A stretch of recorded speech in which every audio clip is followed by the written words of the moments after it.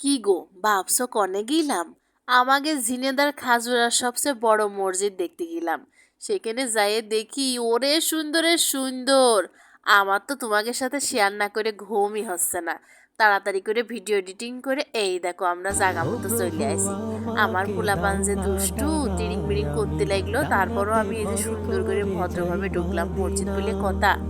তা যাই বলো, আমাদের ঘরের কোনায় যে এত সুন্দর একটা মসজিদ আছে তা আমি কিন্তু কোনোদিনই জানতাম না, না আসলে হয়তো বা জানতেই পারতাম না। তা দেখেছো কি সুন্দর। আর এই যে আমার গুঁড়ো গাড়া একে একেবারেই ধৈর্য নেই।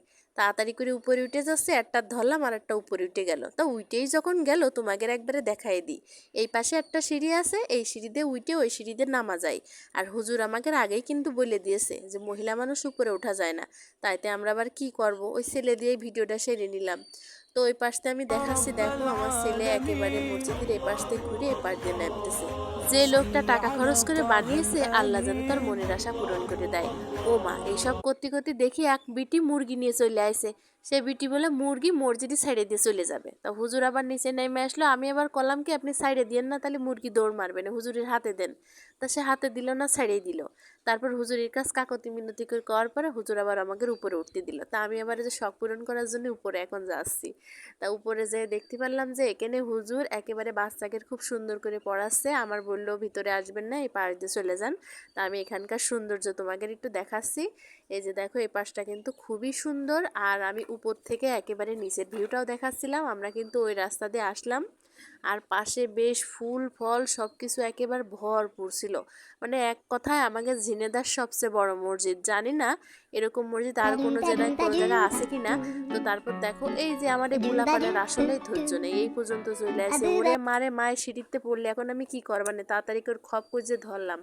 আর এই পাশটায় দেখো খোলা জানালা, কি বাতাস। বাহ, সব কাজগুলো কিন্তু খুব সুন্দর করে দিয়েছে, টাইলসের মাধ্যমে একেবারে সবকিছু ফুটিয়ে তুলেছে। মসজিদের ডিজাইনটা দেখে কিন্তু আমার সেই ভালো লেগেছে। তারপর দেখো কত রং বেরঙের ফুল, ওরে মারে মা। আমার আবার ফুল দেখলে মাথা ঠিক থাকে না। এই দেখো কত রঙের ফুল, এই ফুল নিয়ে আমি ফটোশ্যুট করতে করতে জীবন দিয়ে দিচ্ছিলাম। তো তারপরে শেষমেশ আমার দুই রাজপুত্র এখানে বসিয়ে থুইছি, ওরা গরমে একেবারে অস্থির। কয় যে মা ঘুরতে যাব ঘুরতে যাব, আবার ঘুরতে আনলেও এদিকে দেখো গরমের জ্বালা একেবারে রাজপুত্ররা মনে হচ্ছে এখানে এসি লাগাই দিই। আমার ছোট রাজপুত্র আবার খুব তিরিং বিড়িংয়ে। আর দেখতে পাচ্ছ এখানে কি সুন্দর নীলকণ্ঠ ফুল। তারপর আবার দেখো এখানে এই ফুলটার নাম আমি জানি না, আর এই ফুলটার কি পাতাবাহার না কি কয়, দেখলে বেশ ভালোই লাগে। তা সবগুলো দেখিয়ে শুনিয়ে আমার একেবারে পরানটা জোড়ায় গেল যে আমাকে ঝিনেদার ভিতর যা যা আছে মাসাল্লাহ অনেক সুন্দর।